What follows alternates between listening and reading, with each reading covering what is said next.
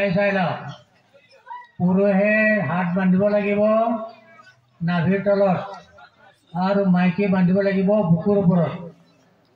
গতিকে নিজৰ ঘৰৰ মাইকী মানুহবিলাকে নামাজ পঢ়োঁতে মই লক্ষ্য ৰাখিব। যদি পুৰুষৰ নিচিনা হাত বান্ধে এইটো বন্ধ কৰি দিব। এনেকুৱা নহয়, এই এনেকুৱা আমাৰ ছোৱালীজনী যেনেকৈ বান্ধিছে তেনেকৈ বান্ধিবলৈ দিব।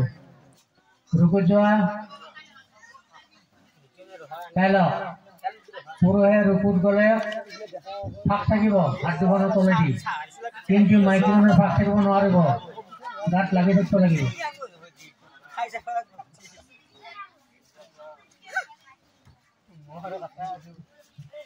এই চিজদাত most ইম্পৰ্টেণ্ট কথা এটা, পুৰুষ মানুহৰ হাত ডাঙৰ থাকিব, এটা মেকুৰী সোমাই যাব পাৰিব লাগিব, আৰু মাইকী মানুহ একেবাৰে মানে আৰু পিছখণ্ড।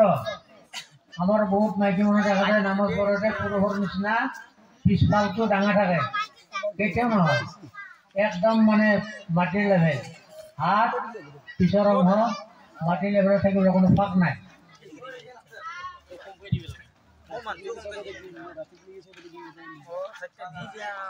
তেনেকুৱা পাৰ্থক্য আছে।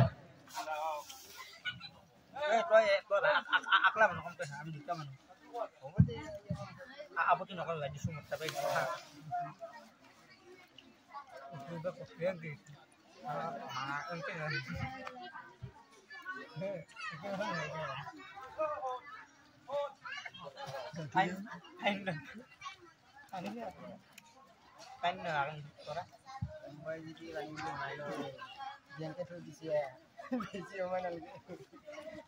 গম পাব পানী নহয়।